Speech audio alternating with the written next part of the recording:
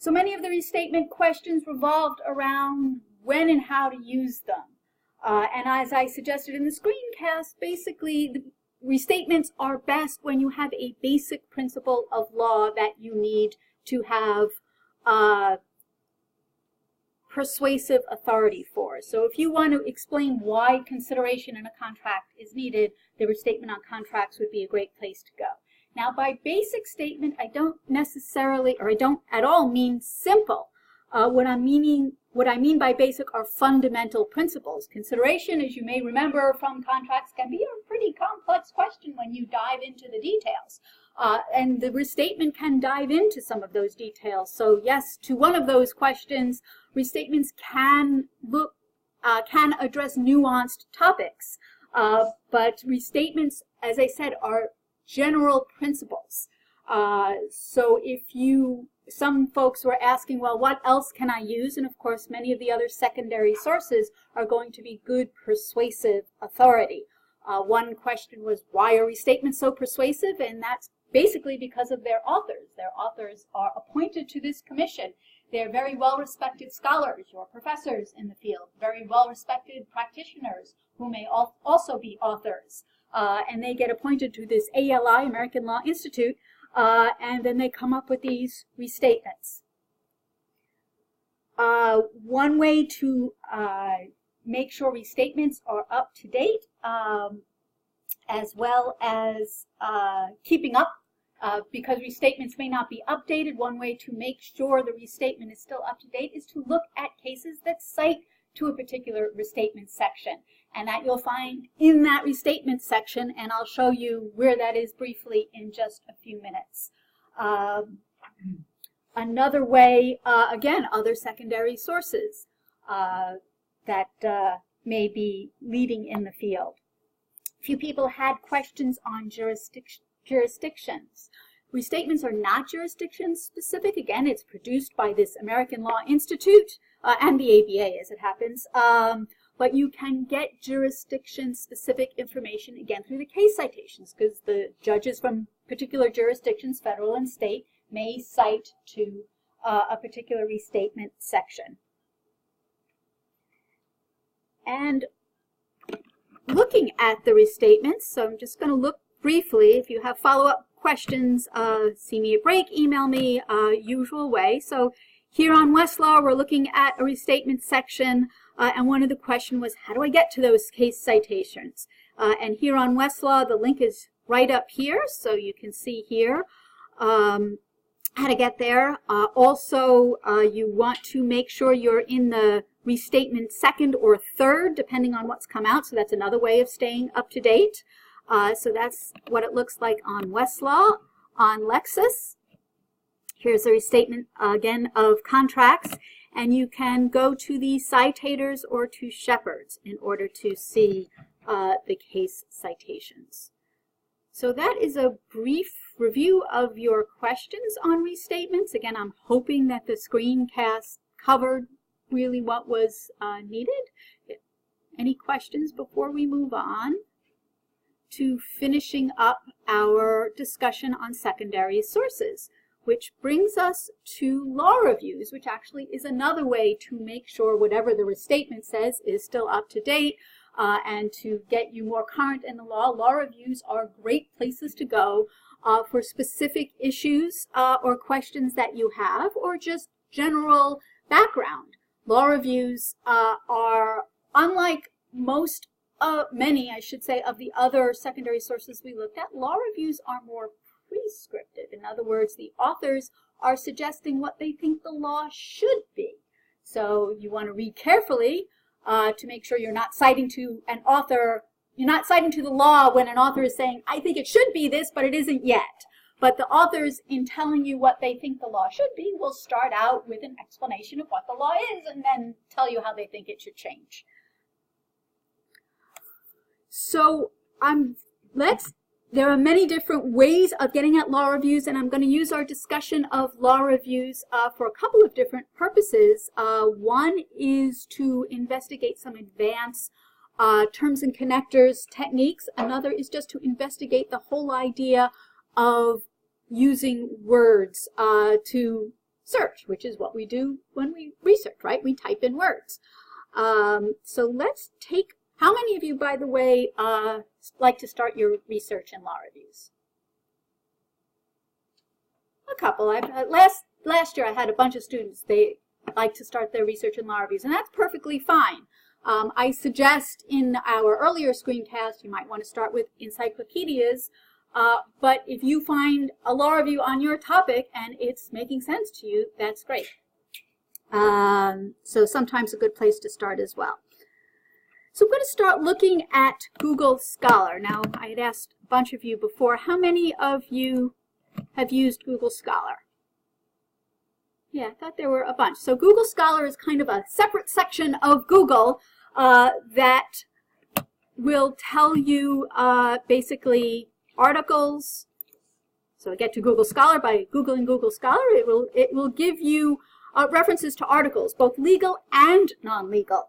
And of course, at least starting out, Google Scholar is free. So I went ahead after getting to Google Scholar, I did one of our searches, denial of coverage, HMO, and then in quotes, health maintenance organization. You can use some of the what are called advanced search techniques on Google, like quotes, to make sure you get a phrase. So I like to do that when I know I have a phrase. And as the results here, you see these links on the right. Basically, when Google identifies that Hofstra has access through one of its databases, it will give you a link here. You're not guaranteed to get to the article because the connection isn't perfect. The technology still isn't perfected. But hey, give it a try. If the link works, it's easy, why not? So as we scroll down, we'll see that we do get some law reviews, law-related articles. And I know that because Google is giving me a link to Hein Online. Hein Online is one of the databases we'll be talking about today and throughout this semester. And one of the things Hein Online does is give us access, great access, to law reviews. How many of you are familiar with Hein Online or ever used it? Okay, a bunch of you. Great. Okay, so another quote-unquote advanced technique for Google, I might want to look at only more recent articles. We've been finding a lot of materials on Google and elsewhere that are a little bit old. We want to go ahead and look at them with the realization that yes, they may be out of date, so maybe now's an opportunity to look at things more recent. You don't have to, but it's a technique that is available. Again, tools for your toolbox.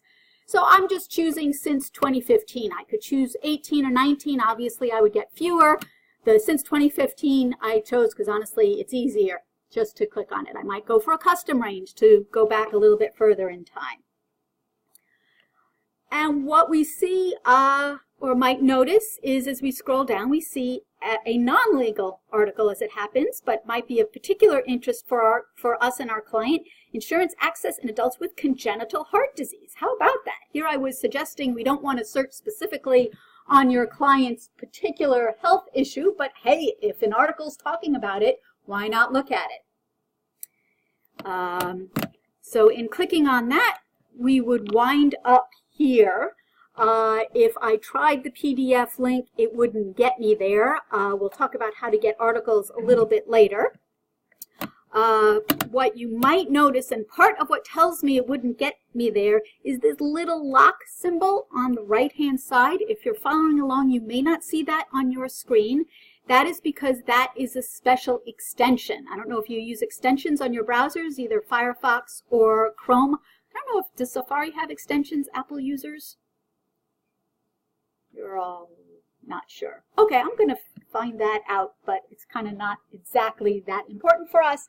But anyways, extensions, at least for Chrome and Firefox, are things to make your browser do extra special things. And one of the extra special things I've made my browser do is use this tool called Unpaywall.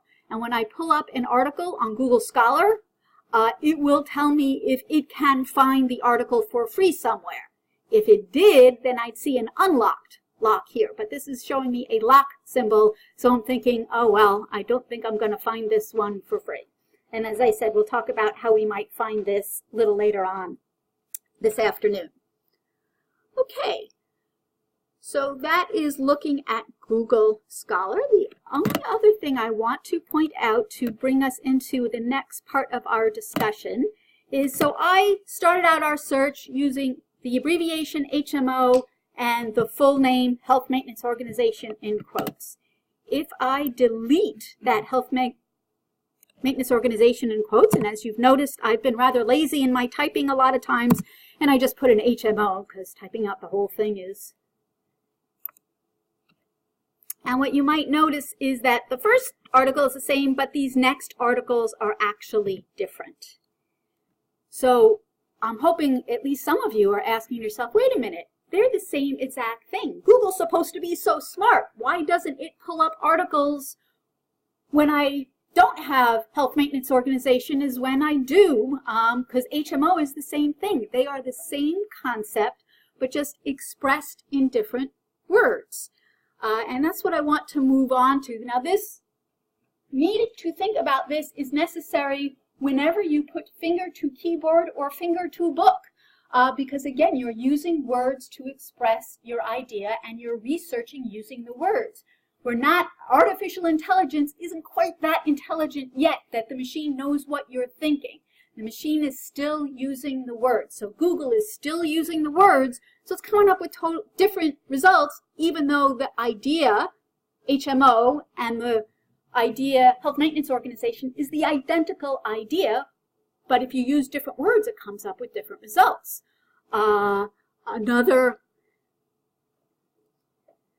So what I am going to do to continue with this, and also hopefully have a little bit of fun, is to present to you a cartoon that gives this, continues this idea of words, or this need to think about words versus ideas.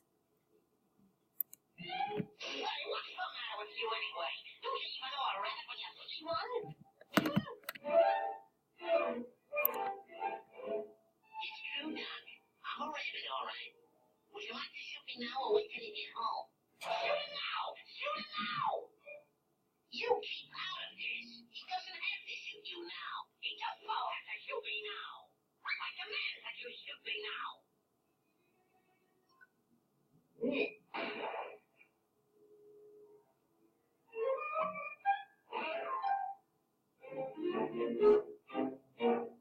Let's run through that again. Okay. Would you like to shoot me now or wait till you get home? Shoot him now. Shoot him now. You keep out of this. He doesn't have to shoot you now. Ha! That's it. Hold it right there. Pronoun trouble. It's not he doesn't have to shoot you now. It's he doesn't have to shoot me now. Well, I say he does have to shoot me now. So shoot me now. Words matter.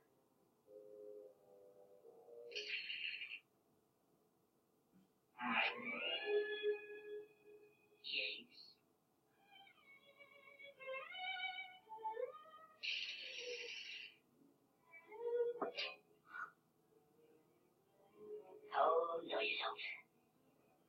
Not again. Sorry. This time we'll try it from the other end. Look, you're a hunter, right? Right. And this is rabbit season, right? Right. And if he was a rabbit, what would you do? Yeah, you're so smart. If I was a rabbit, what would you do? Well, not again.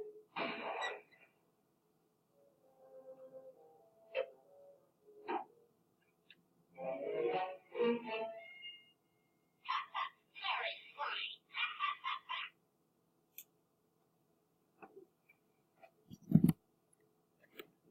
All right, a little bit of fun, I hope, at least for those of you who are cartoon fans, but does present the point that words do indeed matter. Now, we probably won't be worrying quite so much about pronouns, poor Daffy, but we will be thinking about the words we type in, just as the example I started with HMO and Health Maintenance Organization on Google, but other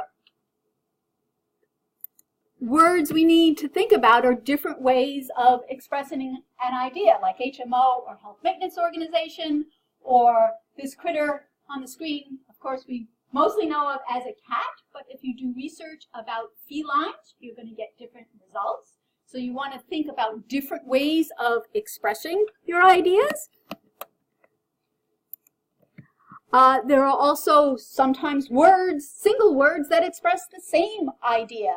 So what do you all think about when I say the word fire? Hot. Anything else? Any employment law folks in the room? Someone could be fired from their job, right? Terminated. So you plug in the word fire to Lexis Westlaw, Google, it's not going to know which context you're talking about. And of course, we already talked about phrases. My favorite example is self-incrimination. We all know what that means, but if you don't put that in quotes, it's possible. Actually, Lexis and Westlaw are pretty good about searching known phrases. Google less so, so it might search for the word self and incrimination somewhere else. So you want to think about known phrases as well. So what can we do about getting Lexis and Westlaw, and to a lesser extent Google, to understand our concept, because since we have to type in words?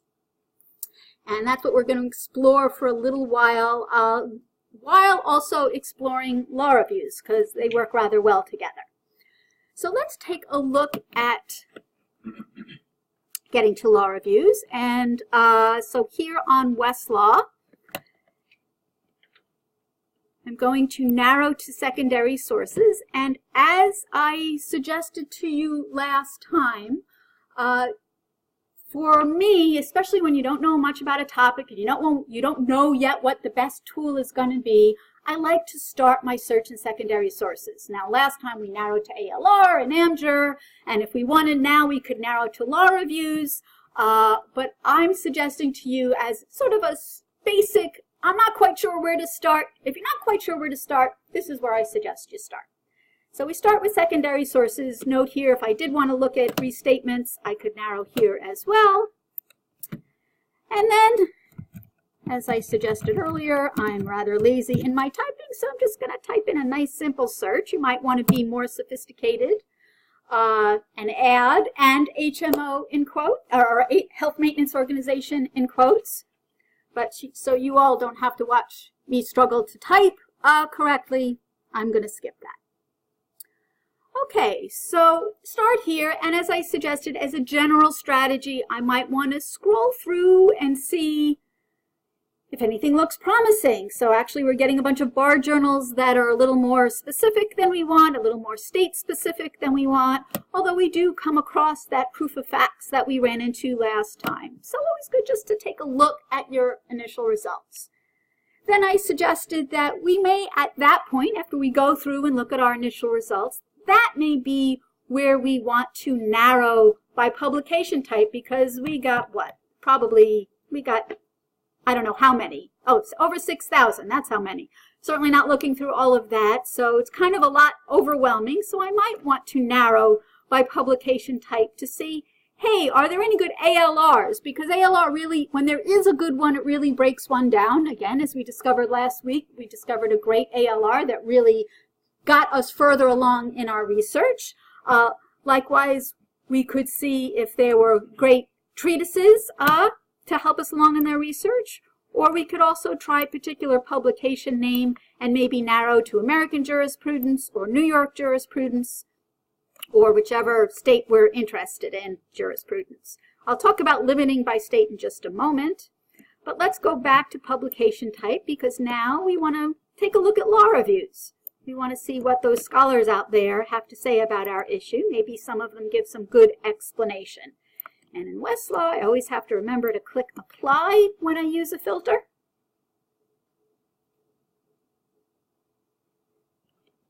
And are we applying? There we go. I have to make sure when I click apply, it actually takes.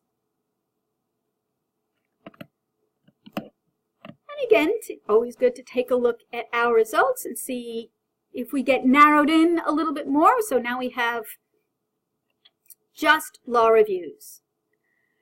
So one reason when I'm searching secondary sources, unless I know absolutely, I just want New York stuff, and I want to go to New York jurisprudence because I want to get an introduction to New York law.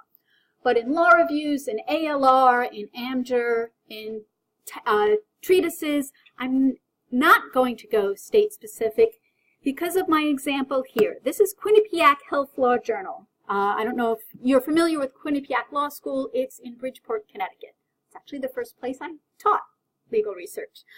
So here's a Connecticut law school that has what looks to be a promising article about New York law.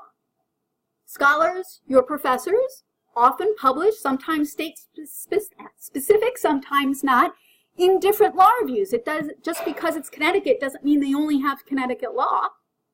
So that's why I strongly suggest, especially with law reviews, but other secondary sources, don't limit by jurisdiction, at least initially. Again, later on, if you decide I really just want New York, then by all means, limit by New York, but don't start out that way. Okay, another advanced search technique that we can use in law reviews, again in any other search, is search within results. Several of you did that in our example last time. That was great. And so I'm going to narrow, or now that we had our broader HMO liability search, I want to look at this whole ERISA preemption thing. And I am typing the word preempt, exclamation, /S ERISA. What on earth am I typing? What's preempt exclamation mean?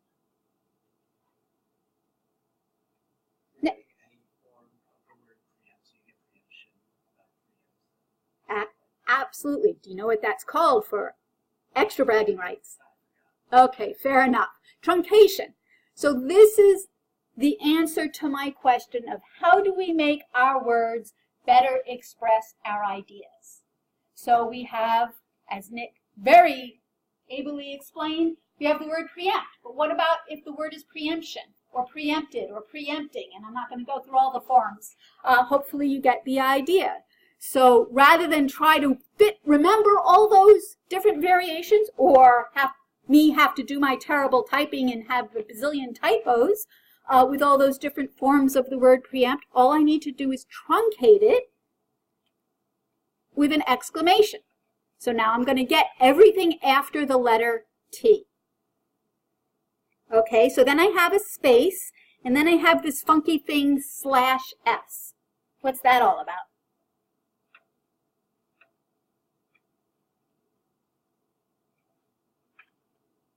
So I am telling Westlaw, and this works for Lexis and Bloomberg as well, I am telling Westlaw I want any form of the word preempt, preempting, preemption, within the same sentence. Your handout that you picked up are legal search connectors. This actually came from Bloomberg, but it works on all three services, Lexis, Westlaw, and Bloomberg. And this is what's called a proximity connector. You don't have to remember that, because it tells us I want one word in a certain proximity with another word, and I chose within the same sentence. You can also choose a number like /3, /5, /7. Actually, here on Westlaw, you'll see show Boolean instructions. These connectors are sometimes called Boolean connectors, because I think some guy named Boole invented them. I'm not making that up, but I'm not 100% sure. Anyway, so Westlaw gives you a couple of examples here, and it uses a /3 for within 3 words. I like the /S better because a sentence is a very brief expression of an idea, and we're trying to get Westlaw as close as we can to search for our ideas. So I think in sentences and paragraphs, or I think in sentences, but anyway, so I find the /S to be more effective for me. If you like the numbers, go ahead and use the numbers. I will say that you do need to know these Boolean connectors if you're going to use search within results. And that's just how Westlaw and Lexis built it. So a lot of folks, now that we can throw in natural language, a lot of folks think, oh, we don't need to know these Boolean connectors anymore. And you can get away with not using them, that's true. But if you want to use search within results effectively, you need to use Boolean connectors. Okay, so now we have preempt any form of it within the same sentence, ERISA.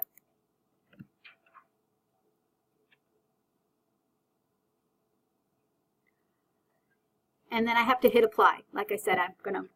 So some of the other connectors you want to know about, I already gave away one of them. There's /s within the same sentence, /p within the same paragraph. So sometimes you don't think the words are going to appear in the same sentence. They may be, part of a broader idea. The way, when you write a paragraph, that's a broader idea. So you can use /p for within the same paragraph. There's the AND connector. The AND connector will allow me to tell Lexis, Westlaw, Bloomberg, I want my both words anywhere in the document. So you're not sure if it's going to be /p, /s, /25. You have no idea. You just know you want them both in the document. Use the AND connector. And last but certainly not least, the OR connector is kind of what we started out with. If you have different ways of expressing the same idea. So if I wanted to search about cats, I would search cat or feline. I would search HMO or Health Maintenance Organization. And those are the main ones. This handout actually covers a whole lot more, and this handout is on the course website as well. So you can take a look and get even more sophisticated, but the ones we just went over are the ones that I use probably 99% of the time. They're the most useful ones, along with the quote marks for a phrase. Yeah? Does a comma do anything? I know somebody did that last time. I don't think so. I don't know if it may. I know it's not a connector. I think it may just, the Lexis and Westlaw may just ignore it. But that is definitely not a connector that you would use to tell Westlaw to interpret your words the way a /s or and or the other connectors we've talked about, or the quotes would do. Excellent question. Other questions? Okay. So that's how to use connectors to better express our ideas. So another advanced feature on Westlaw, and again also on Lexis when we get there, is the advanced search. So if we go back here to the Westlaw homepage, you'll see the advanced search there. And if I click on advanced at the homepage, what an advanced search does is it allows me to search the document fields. Fields are just different parts of the documents. And from the home page, we haven't specified any material type, so we don't have too many choices in terms of fields. But if I go back, hopefully it'll let me go back to our secondary source narrowed by law reviews, and I click the advanced search, having already narrowed by document type, then you see advanced search secondary sources. I get a whole lot more choice in terms of the different parts of the document. And on the right, you'll see here Westlaw will define for you what these fields are. So what on earth is preliminary and source? If you click on this, it'll open up another PDF and tell you what preliminary and author and citation and all, what the different fields are that you'd be searching if you use the advanced search template in order to do your search. So we go ahead and resume. So what I would suggest to you is that a great way to use the advanced search template for searching law reviews is to search in the title. Well, you've all read enough law reviews by now. I should think that you know that the author usually puts something in the title about what the article is about. Now, sometimes there's some catchy phrases and they try to be make it the title really interesting and fun, but ultimately in the title you find what the article's about. So I am going to, in the title box, type in the word, or the letters LIAB exclamation. So what am I doing there? What's Westlaw going to search? Eli? Liability, all forms of exactly. extension of what the word could be. I'm truncating liability to the common point, because if I want the word libel, L-I-A-B-L-E, I need to truncate after the letter B, because I also want the word liability, L-I-A-B-I. Does that make sense? Okay, so liab exclamation. Just making sure I don't have spaces. You don't want spaces between your words and connectors. So the exclamation goes right after the letter B. And then I'm saying /P, so what am I telling Westlaw? Same paragraph exactly. And then I'll explain my parentheses in a minute. So I'm now typing HMO or, so what am I telling Westlaw? Health Maintenance Organization. So what am I telling Westlaw? What does the OR connector do?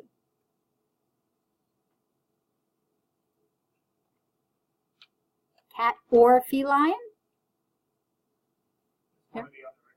When you have the same idea expressed with two different words, synonyms, essentially.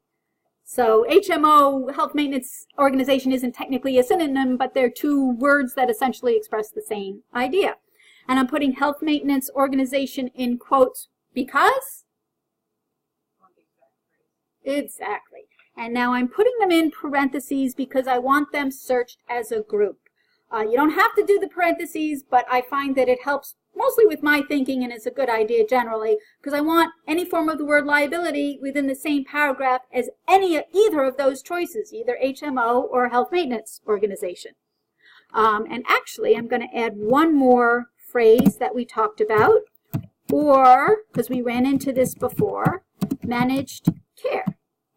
So again, not the identical word HMO, Health Maintenance Organization, but remember managed care was another way of expressing one of those organizations that help insure us for health that we learned in our Google and other searching. And notice what's happening up here is Westlaw's putting it up there for me in the search box. And when I am ready, and I'm actually just going to copy that so I don't have to type it again, I'm going to search.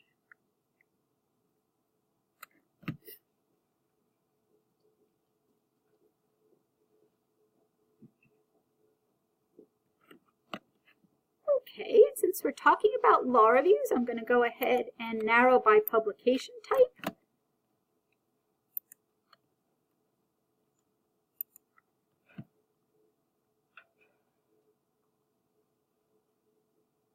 So another advanced search technique using what Westlaw calls the advanced search, but remembering to narrow by content type before we do so we get the good fields.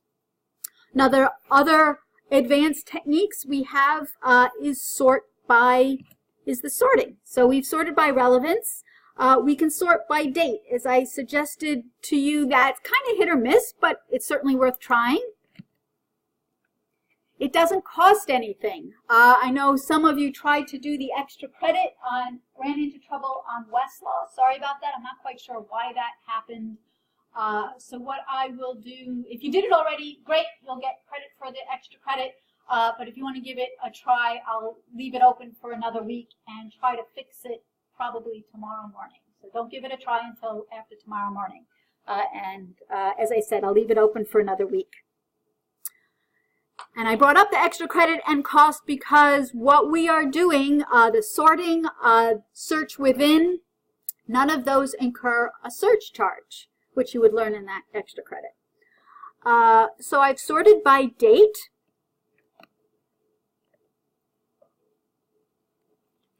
And so we get some of the more recent first, so that can be a useful way of looking at the 66 or I'm sorry, 99 articles that we found.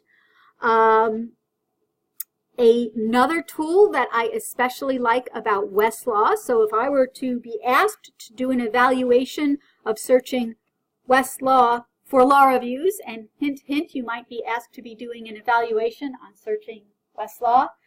When we talk about our assignments, we'll talk more about that.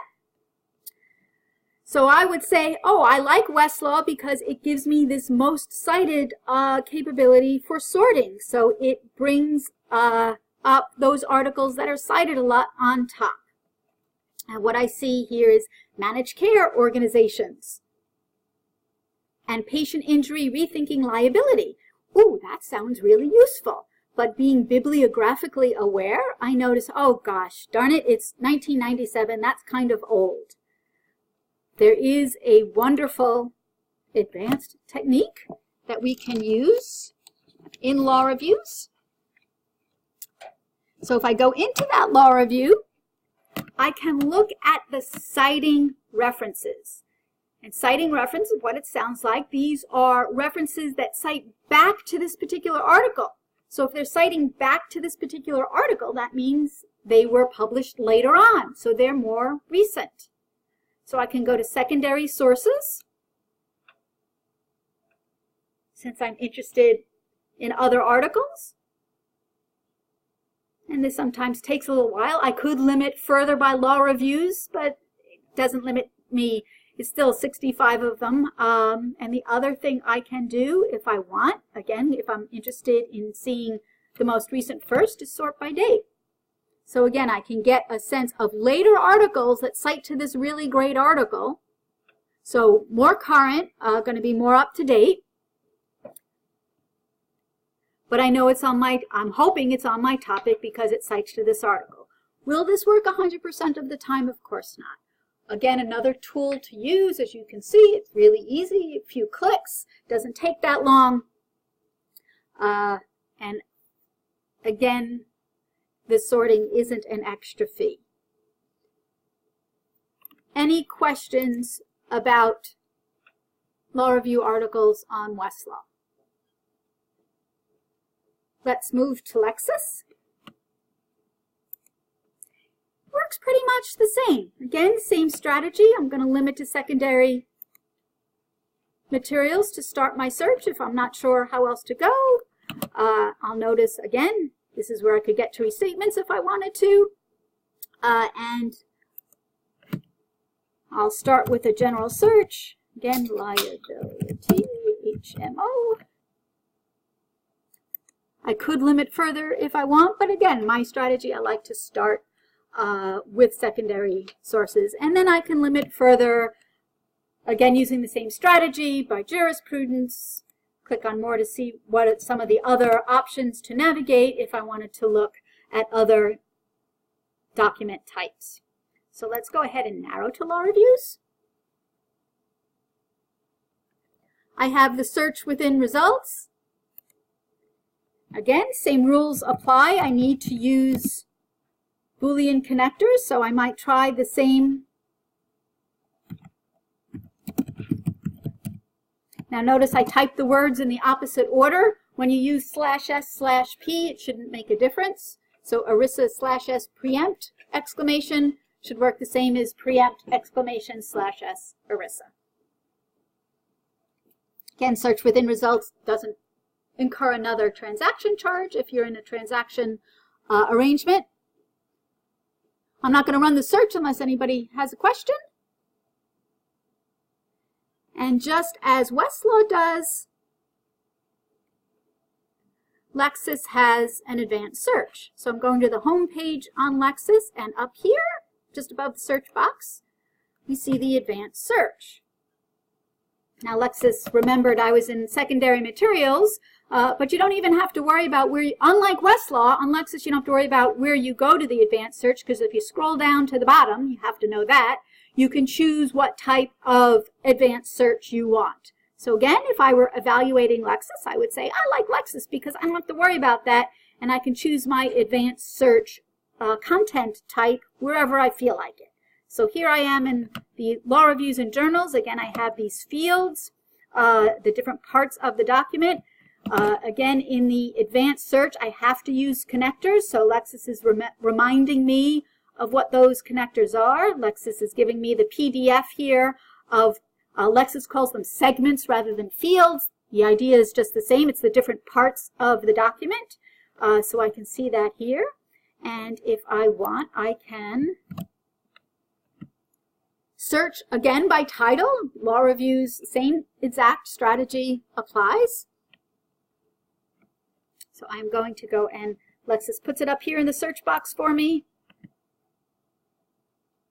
And if all goes well, Lexis will pull up articles having my search terms in the title. We can search by date if we'd like to, over here in the sort by. And Lexis has a similar strategy if you find an article of interest. So the St.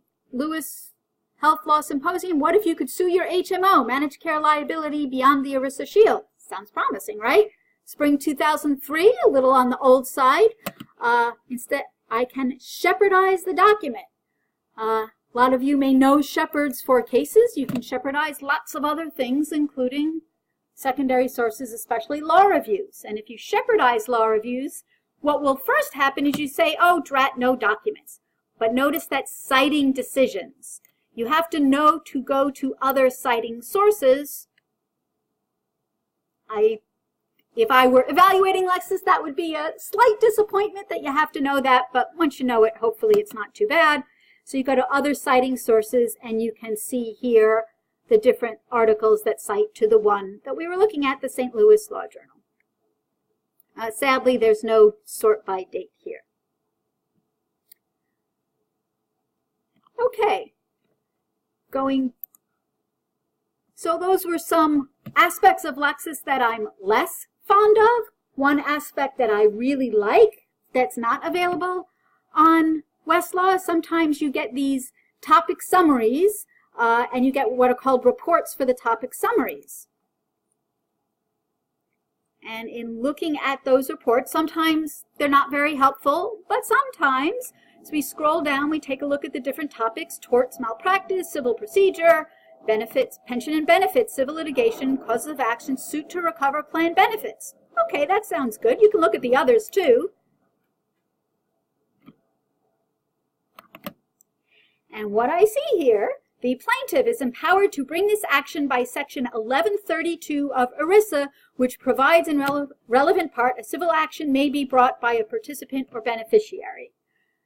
So what we've now learned for our client, thanks to the Lexis topic summary, if we hadn't run across it in any of our other secondary research, is that even if we're preempted by ERISA from going to state court, we may have a federal court claim under Section 1132 of ERISA. So I'm definitely writing that down on my research log, check 1132 in capital letters. Questions? Okay, looking quickly at Bloomberg for law reviews. What I like to do with less familiar services, like Bloomberg I imagine is for many of you, you mentioned that in our first class, is I like to see what does it have. So looking here under select sources, I know of course law review is a secondary source, so I click at the little arrow to expand it further, and looking at law reviews, I can scroll and see, hey, what does Bloomberg have? And hey, Bloomberg doesn't have Hofstra, any of our journals. Those of you here on journals might want to talk to our Bloomberg rep about that. Why aren't you there? Anyway, so I'm going to say to myself, Bloomberg is not a favorite because its journal coverage is not wonderful. I might go ahead and search it anyway. So I will go with my strategy and search my keywords. Liability, HMO. Try not to have too terrible typing.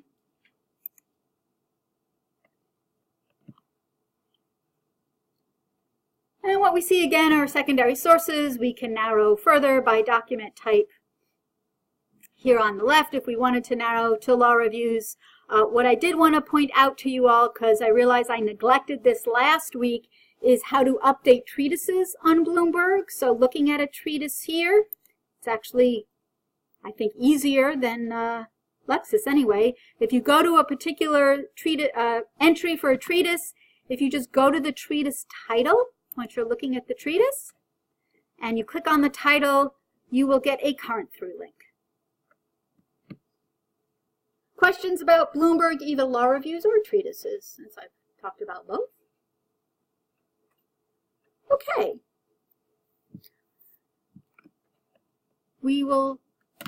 Next, we will take a look at Hein Online. Now, I know several of you indicated you've used this before.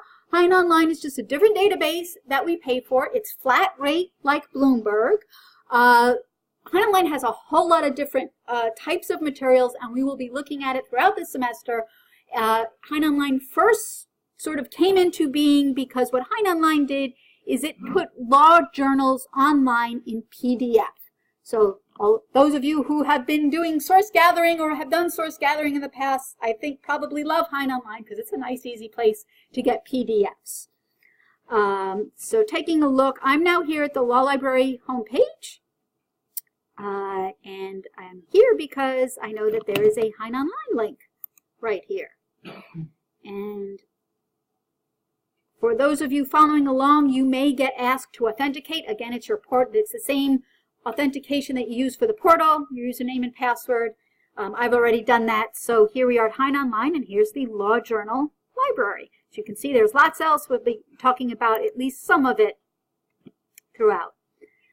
So the Hein Online search capabilities are not as powerful as Lexis, Westlaw, or Bloomberg. You can't use all of the connectors. You can't use, for instance, the /s and the /p, the proximity connectors.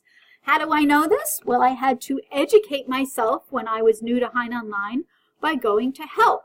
So part of what I'm hoping we learn this semester is how to investigate new databases. So if you needed to investigate, how am I going to search Hein Online, you might want to go to help and check out the advanced search guide. So Hein Online here does have its own advanced search. You could put in your keywords, and it's not too terrible. You could search text. You could actually do a search in the article title once you learn what connectors you can use. The other nice thing about Hein Online, and the main reason I think it gets used, is when you already have an article citation and you want to see the PDF. Now, the main reason you would want to do that, in addition to working for a journal source gathering, is a journal, an article might have a picture, it might have a chart. Not those charts and pictures sometimes don't get reproduced on Lexis and Westlaw. All you'll see is text that says chart was here. Doesn't help you very much. So if you have access and can go on Hein Online, you can look at the article as it was published to see that chart. And Hein Online has this nice citation navigator if you already have a citation, so that you can do that pretty easily. Okay, any questions? So I'm going to stop a little earlier today. So we've been talking about different techniques and advanced searches to use law reviews. How many of you, when searching on Lexis and Westlaw for whatever it is you're researching, pull up law reviews, but pull up totally irrelevant articles that don't have to do with what you're interested in? Anybody? I see a few hands willing to confess. I know I certainly have lots of times. So the techniques I just showed you are one way to get around that. Another way is a different resource called the Index to Legal Periodicals. Indexes are slightly different than what you are used to using, because indexes in general do not search full text the way Lexis and Westlaw do, or even Hein Online. Indexes just search what we librarians call the bibliographic information. And by that I mean the title, the author, the subject headings, and these subject headings are assigned by the people who do the index. So here, back here, actually, let's see if I can, back here on the Law Library homepage, if you were to type in Index to Legal Periodicals, or as you know, I'm a terrible typist, so ILP, in the blue box in the Find Research Guides and Online Resources, you would get this list. And be careful when you look at this list, you want Index to Legal Periodicals, not Current Index. They are two different things. We want the index, and the other thing you need to know is you need to click on this link in the right-hand column, because that's how this tool is designed. Don't ask me why. And again, it will bring me into the Index to Legal Periodicals. I see that up here. You may be asked to authenticate when you do this at home. Again, your portal login credentials, username, and password will get you in. So we see this 3-box set up here, and that's something that we will see again. And we basically can put in our search terms. We actually saw this when we did our catalog search last week. So again, if I put in HMO in our first box and LIAB star in my second box. What's LIAB star? I haven't told you this yet, so give it a guess. Similar to the space exclamation point that you did with the other searches. Star is a truncation. No space, though. No spaces between words and truncation. But absolutely. So how did I know to use a star instead of an exclamation? How do I learn how to use new databases? I heard something. I know I did. I'm not hearing things yet. Oh, come on. If you need... Go to the help section. I went to the help, yeah. I don't do trick questions. If I haven't mentioned that yet, I don't do trick questions. So don't worry about me trying to trick you. I'm no good at it. So I don't do it. You go to help. So if you're using a new resource, check out the help and at the very least see what the search is all about. And if we scrolled here, we would see we could find out all different types of searching, and if we remembered that this was called truncation, we could check that out. And we would learn that the index to legal periodicals, unlike Lexis and Westlaw, use the star instead of the exclamation point. And actually a lot of databases use the star instead of the exclamation point. Okay, so let's run our search. So again, I'm not searching full text. Index legal periodicals will give me links to the full text for some of the articles, which is nice because then I don't have to find it elsewhere. But I'm not searching the full text, so I'm going to tend to use more basic, more simpler search terms. And then I can, again, check out and see how good my results are. Some of the other features here, I can sort by date if I think that might help. I can also take a look at those subject headings. Again, these are assigned by the people who produce this index. And if I click on Show More, I get all of them. And what this is telling me are the different subject headings that these index people have assigned. So if I want to narrow my search to look at articles about, ooh, look, malpractice liability in the healthcare industry. I like that. Ooh, look, federal preemption. I'll take a look at that. Yeah, I don't know about healthcare industry. That's kind of general. Ooh, this fiduciary responsibility. I've seen stuff. That might be something useful. Maybe malpractice, however many or few you want. And again, especially if you get a whole lot, I'm not going to use that to narrow if I only got 2 articles. But if I get a whole lot, this can help me really hone in on my results. And again, we see we went down to 68.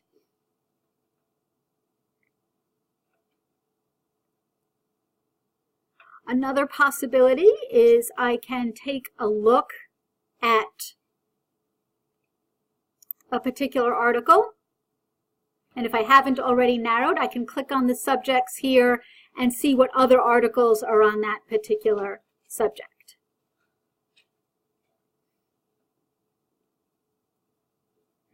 And if I do find an article that doesn't have, and if some of them do, if I do find an article that doesn't, here's one, that doesn't have HTML or PDF, I might just copy and paste the title and plug it into Lexis and Westlaw and see if I can find it there.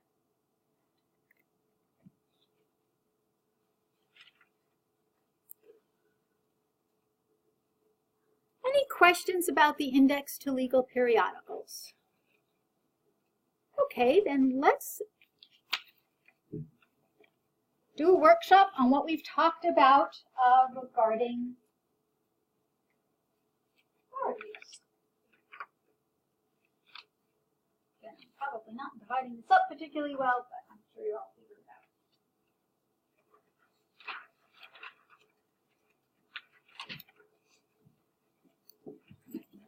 out. So a bunch of you were wondering how to find the index to legal periodicals. Basically, a couple of ways to go. Law Library homepage, I directed most of you to our finding tool here. You just type in index to legal periodicals, and again, just remember to use the link in the right-hand column. Another way you can go is we have a link to our alphabetical list of online resources or topic list. You go to the alphabetical list, obviously you go to I for index. If you go to our subject list, and this is good to find databases on all these different subjects. Many of you were good about knowing you needed to go to article finding, and then again scrolling down to the index. So some different database resource tools available through the Law Library homepage. Again, you need to go through the Law Library homepage because you have to authenticate to let the index folks database know that you are a legitimate Hofstra person. So when you are asked to do this on your assignment, don't just Google index legal periodicals because you won't be able to get in. Okay, speaking of different types of databases, let's continue on and talk a little bit about non-legal research, because occasionally you will have reason to do some non-legal research to get some background on whatever topic it is that your client has. For you personal injury people, you may find yourself doing a little bit of medical research to get some facts about different medical situations. IP people, technology, lots of different reasons. So there are any number of ways of doing this. Obviously, Google Scholar might be the first place you go, because again, Google Scholar is legal and non-legal. But while you are here at Hofstra, and for those of you who can come back as alum, you are more than welcome to use our legal and non-legal databases that are available to alum. So to get there, there are a number of different ways. If we're already looking at our online resources topic list, on the left here you will see a link to Axon Library. For those of you who haven't visited, take a look at Axon before you graduate. It's the main campus library. Their web page here gives us the capability to use their OneSearch search tool, which basically searches across, I don't know how many dozen different databases, so you don't even have to worry about picking which database you want. So, for example, for our client, if we needed to learn, and we probably should, more about how HMOs are administered, how did that decision to deny our client coverage actually get made?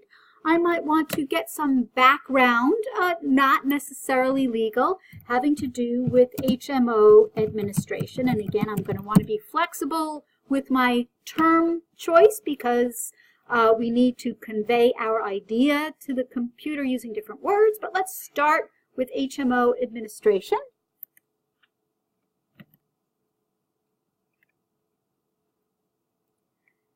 And we see the results. Again, it's the same company that did the indexed legal periodicals, so it looks kind of similar.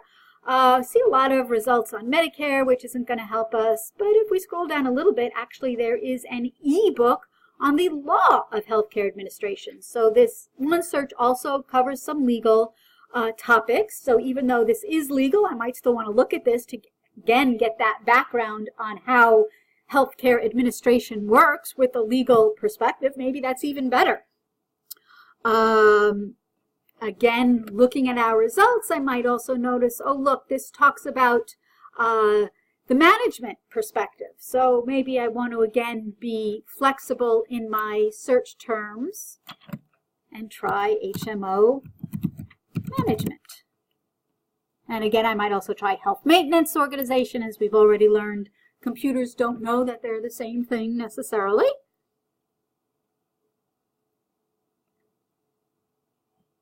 And a profile of the health management industry. Healthcare operations management, another ebook.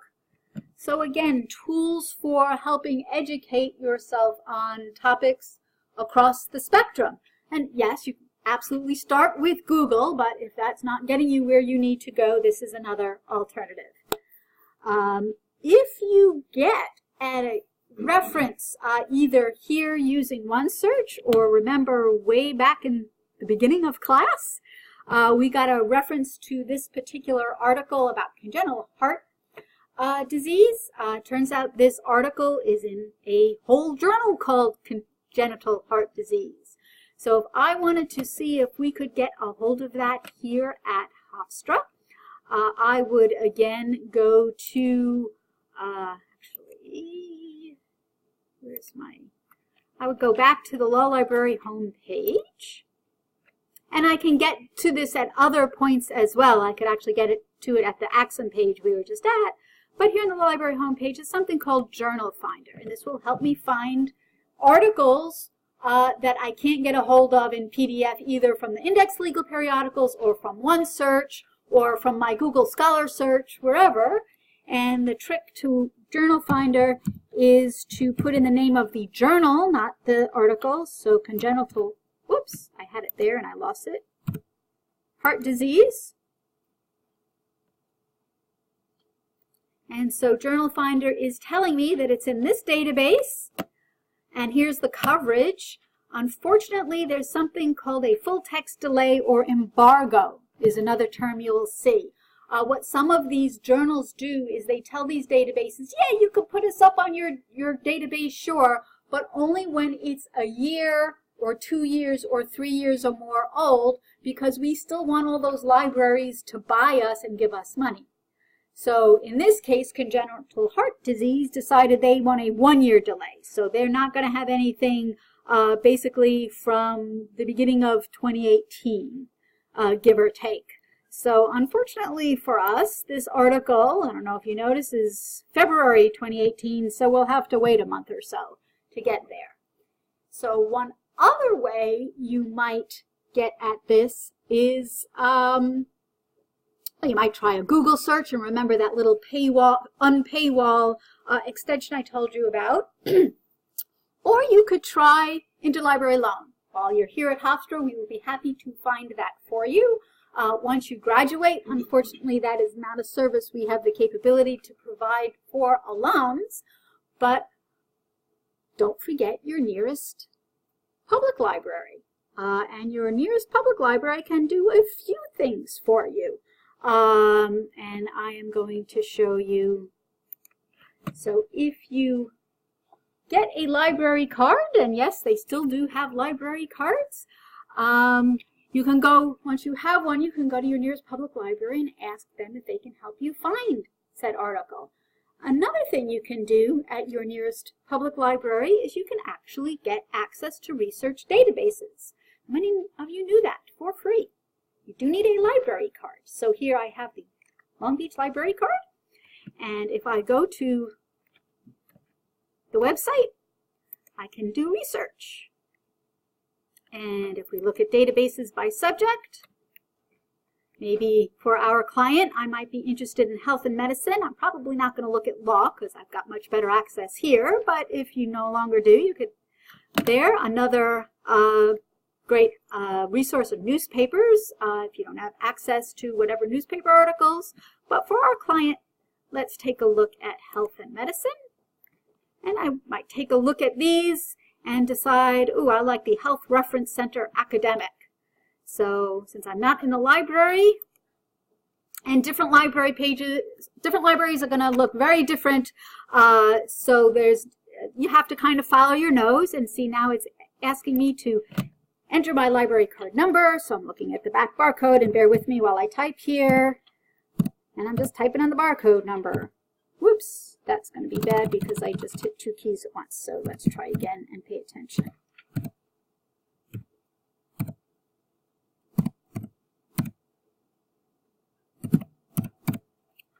And let's hope I did that right. Fingers crossed. Yay! And here I am. I can now search research databases, for which libraries pay a lot of money, at home in my pajamas. And again, this is available to anybody who has a library card. So whatever town you live in, you could go get yourself a library card. In fact, if you all live in New York State, you also can qualify for a New York Public Library card, which also gives you access to lots of research databases at home in your pajamas. You do have to go, at least when I got this, I had to go physically to the New York Public Library to get the card. But once I got the card, then I don't have to go there anymore if I don't want to, although it is kind of fun. It's a beautiful building with the big lions and everything. So keep that in mind. Those are resources that are available to you as a citizen of New York State, if you are indeed a citizen of New York State. So that is another way to get access to articles and other research databases. Okay, that is it for secondary sources. Any questions? So let's do a quick review. So, what do you remember that's most important about secondary sources? And there's no one right answer, there's a whole long list of right answers. So, what comes to mind first?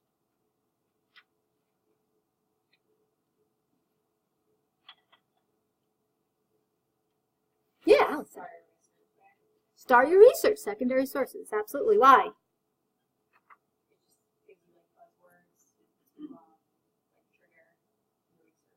So terminology, what else? Someone help Allison out. She's done a great job in getting us started. Helpful background information. Background information, what else? So, can be persuasive, absolutely. What else? References to the all-important primary sources, which we start next week. Absolutely. Okay, so when using secondary sources, very possibly starting there, what else do you remember? What are good tools within secondary sources? What type might we want to start at?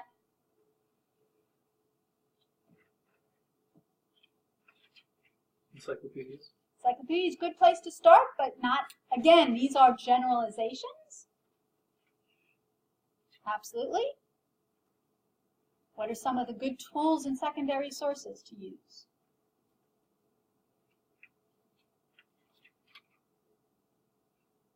What have I been going on about that I think is not appreciated enough? Pardon me? You could start with Google, good place to start. Yeah, maybe even before secondary sources. Absolutely, but don't stop there, right? Okay, we're all agreed? Start Google, don't stop. Okay. What else about secondary sources? What's other good tools to use within secondary sources? Table of contents, definitely. Indexes also, absolutely. And what do we not want to forget to do?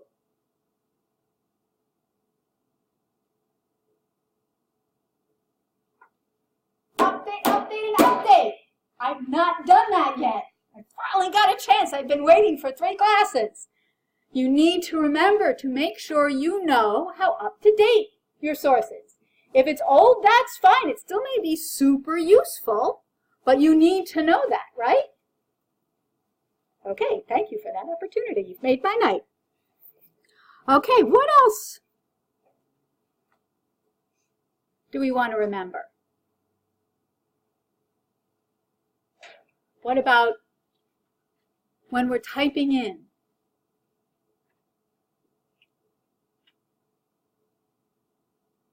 Keyword searching. We want to remember pronoun trouble. Be careful what words you choose. Or not be careful, remember to think about what words you choose. Think about, are there synonyms that you might need? Do you need to connect them more closely together with proximity connectors like /s and /p? Or just the and connector? Or are there synonyms, so you'd use the or connector, cat or feline?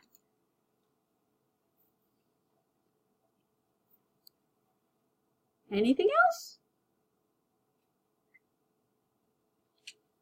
Okay, so as discussed in our first class, part of learning how to do research is doing research. So I'm going to ask you to do 5 assignments across the semester on the major units that are listed in the syllabus and on the course website.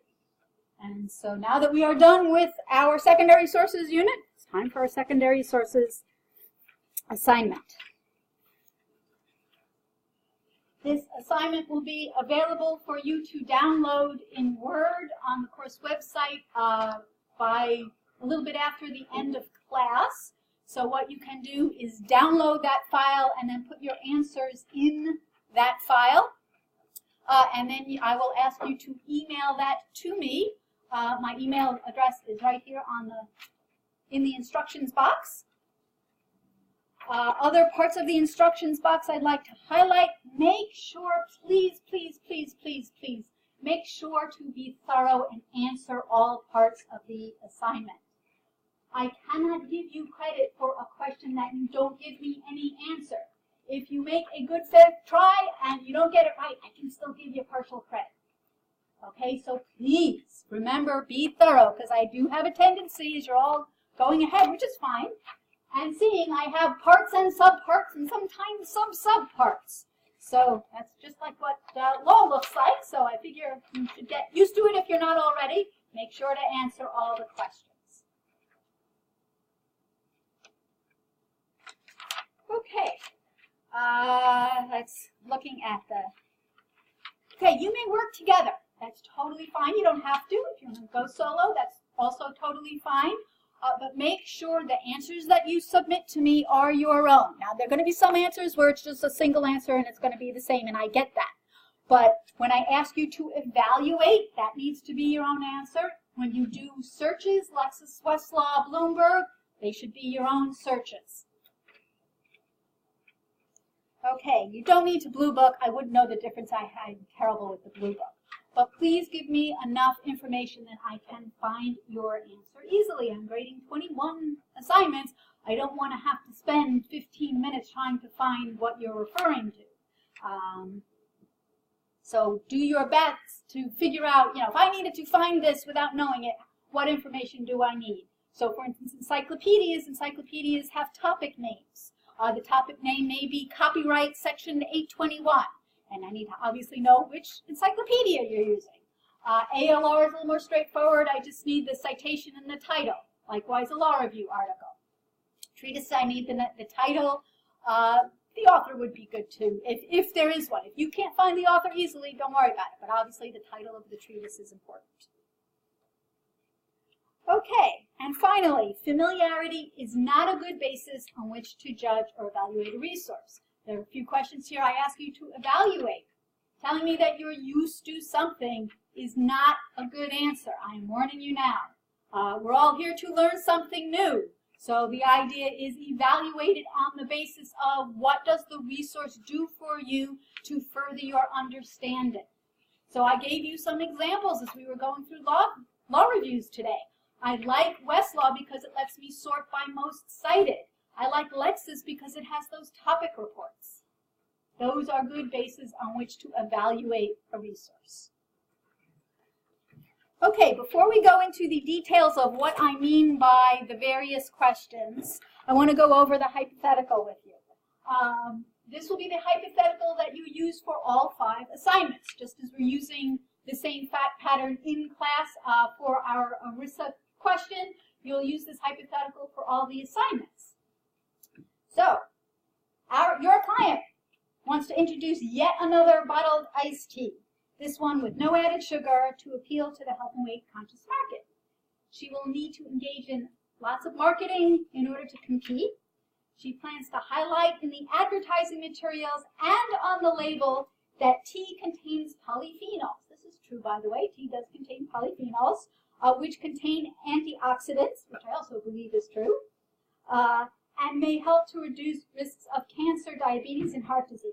That's, I'm not so sure is true, but I have read that. Okay. She needs guidance to comply with New York and federal law for labeling and advertising for food and beverages, and she wants to make sure she avoids making any claims that would be considered false. Okay, so that you all start on the right foot, as it were. Let's do a really quick issue spotting. So, who are we talking about? Who is relevant? Amy. Okay, there's no magic to this. You want to make sure, you get the relevant terms and ideas down in here. Okay, bottled beverage. Okay, we'll just add iced tea, but yeah, I think you're right that you want to be a little more general. Okay, just shout out. Any other who? Weight conscious. Okay, okay. Typing's terrible, as you already know. advertiser. Okay. I'm just going to move over to the what. Again, it doesn't really matter where you type this, but just to give you a sense of how you might think about it, labeling. Okay, so what happened? What do we want to happen? We want to label. What else do we want to do? Advertising. We want to advertise. Anything else? Where are we? New York. New York and Federal. There. Okay.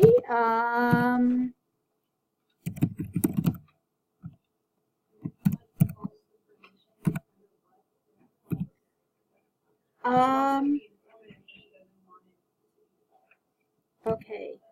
Not false information. Okay. When? Does this matter? I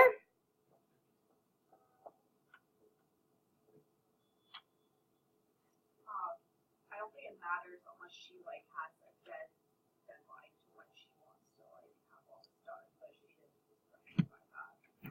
So we can just skip when. We're not talking about a statute of limitations issue because we don't have, we're not talking about a cause of action. She may, she may have in her own mind an idea of when she wants to accomplish this, but that's not a legal issue for us to worry about. Okay, so why does she need a lawyer? How can the law help her? What are the legal theories that we want to think about? Yeah. Avoiding false claims. Avoid false claims. Okay. What else do we want to do? Legal theory. Compliance with law.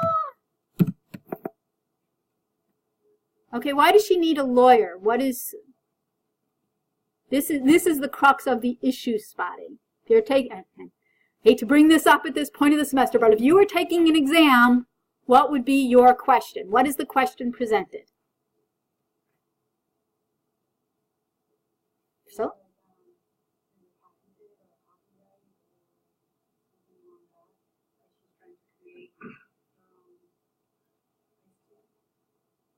Well, she's not too, iced tea I don't think is. Let's just stipulate that it's not going to be a patent issue. I mean, does she want to make sure like she complies with all the federal health regulations? So make sure no one gets sick with this product. She's trying to. Well, I think we're assuming just factually that tea isn't going to make people, iced tea isn't going to make people sick. There's like enough of it on the market. But good thought, good thought. Okay. Is it Just like whether she can claim that it will reduce the risk of cancer and all that? okay, because if she wants to claim that, what is she worrying about?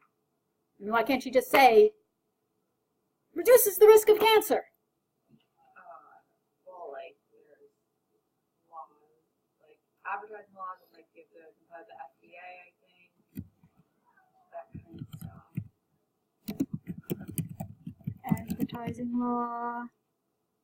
She wants to comply with the advertising law because what would happen? Okay, liability for misrepresentation.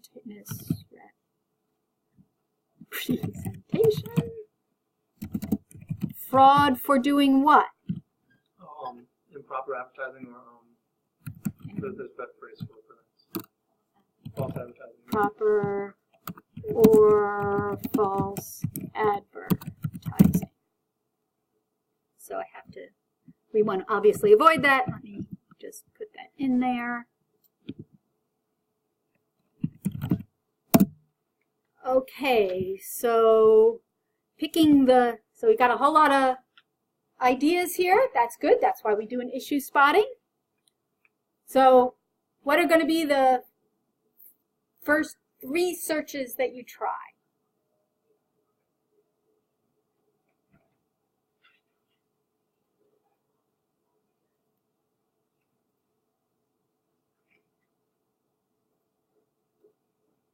First one search? I'll compromise. Joshua? Josh? Say that again? Okay, that sounds like a good start. Anybody have another one?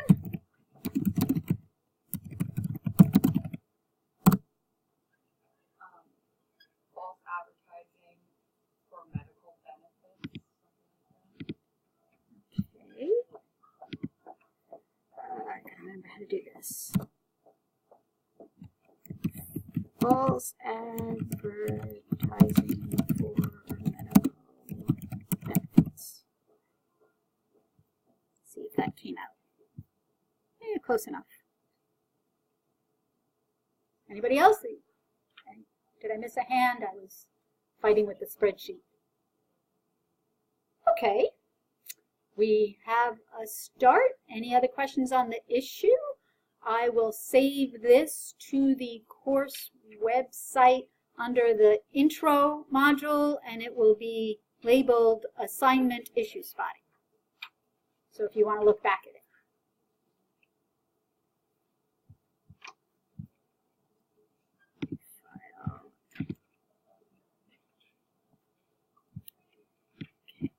I just want to do that now so I don't lose it, and then we will go back to reviewing.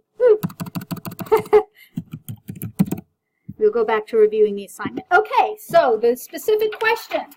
Once you decide on whatever search terms, and those are just to be ideas. If you do that, you decide this doesn't work, and you decide after thinking about it, no, we got it all wrong in class, let me try something else, that's fine too. So I'm asking you in the first question A to look at encyclopedias. I'm asking you to look at both a national encyclopedia, and you get to choose either ALR, AMJUR, or CJS, so just choose one of those, don't do all 3. But the other one you have to do, New Yorkshire. Okay, so you're doing questions 1 through 8 for 2 different resources. You get to choose Lexis or Westlaw, just tell me which one. Whichever one you choose, you're going to start with a plain language search. By plain language, I mean what you're just used to typing in. You just type in whatever word. It's sometimes called natural language. It's sometimes called plain English. Whatever works for you. Okay. Then I'm asking you for your search terms and your best search. Terms and connectors, the Boolean search, what we just went over today is question 2. Question 3 is what best results you found. Question 4, I ask you to describe your steps. I ask for pre- and post-search filters. The filters are what you do on the side. Or sometimes if you want to start, let me go back here to, I'm just going to go to Westlaw for sake of hoping it lets me in. So that's not a good idea. Good place. Okay, so a pre-search filter might be going to the secondary sources from the home page. A post-search filter after you search, choosing secondary sources or law reviews. Just tell me how you narrow down what you're searching. Okay. Can you say it one more time, please? I'll say it and show it. So a pre-search filter. Before I search, if I decide to narrow either by jurisdiction or I decide to narrow by content type, so that's a pre-search filter. A post-search filter, after I do my search within secondary sources, I might decide, okay, I want to narrow to ALR. That would be a post-search filter. Question 6, I ask you to look for just New York jurisprudence, look at the index. If you have trouble finding the index, ask me or any of the reference librarians. Question 7, I ask you to skim through your results in the footnotes for the encyclopedias and list the most relevant New York and federal case and New York and federal statute. Don't spend a lot of time determining relevance. Just take a quick skim, and if it sounds close enough, that's fine. I know that's not what you're supposed to do as lawyers, and it's certainly not what you've learned in law school thus far. This course is an exception to that rule because we're learning a skill, a process skill of research. So you're spending hours and hours reading cases doesn't get us any further in that skill. So don't spend a lot of time worrying about relevance. Let me put it this way, I won't be reading the cases that you choose. Okay, 8, I ask you, this is an evaluation question, I ask you to rate them and then to explain your rating. Easy to use is not sufficient. Easy to use is good, it's a good start, it's just not enough. Google is easy to use. If we only went by what's easy to use, you'd never do anything but Google and you'd get pretty crummy results. So you could start with easy to use, but then give me something further. I ask you to look at the web, Googling is fine. When I ask you to see if you can find relevant citations, again, cases and statutes, if you don't find any, just say none found. I just want to know that you looked. And if you tell me, looked and I didn't find anything, that's okay.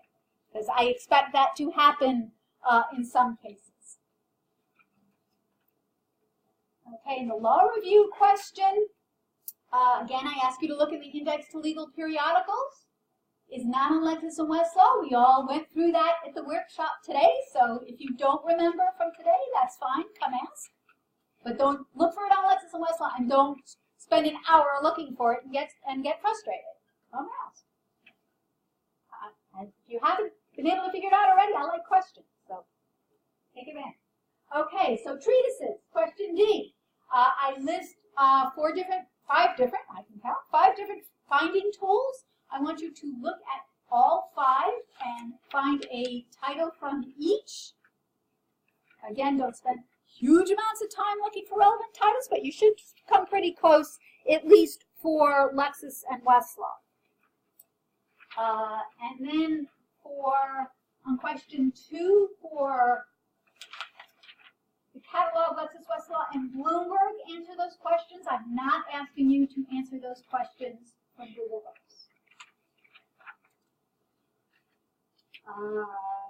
Ask some questions on Bloomberg and Legal News. And then finally the evaluation question, and again, familiarity is not a good reason. I do put in word limits. Most of you shouldn't have trouble keeping within those word limits. For those who do, I'm hoping that you will hone down and choose what's most important. They are fairly generous word limits, so you should not have to struggle much, if at all, with that. Any questions? Again, this is not an exercise in frustration. This is building a skill. If you're having trouble, come ask. That's part of class participation. It's also, more importantly, part of learning. I like questions, yeah. I'm not saying that there's a time limit, but what we're doing this effectively, what would be the amount of time spent doing it? Oh, everybody has different styles. I always get that question, and I always don't have a good answer. It'll take you more than 2 hours. Don't spend 24. How about that? That's not a very good answer, like I said. I always suggest this. Don't wait till the last minute. People are going to do that because we're people. But especially on the first assignment, because you don't have a sense of how this is all going to work yet. You have 2 weeks. I ask you to email this to me, again, email address by 3 p.m. on February 12th. Yeah. Also, for A, you said for 1 through 8, we pick Lexis or Westlaw, and stick to one of those. Okay, that's for question A. And then for C, we're going to do the opposite. Exactly. Okay. There's a method to my madness, sometimes. Question. Okay, so we have a treatise workshop to finish up. What we are going to do is go down to the library because the part that we have to finish up is looking at an actual print treatise. You all should have what you started last week. If for whatever reason you don't have that, I have extra copies, but you will need to reproduce what you did.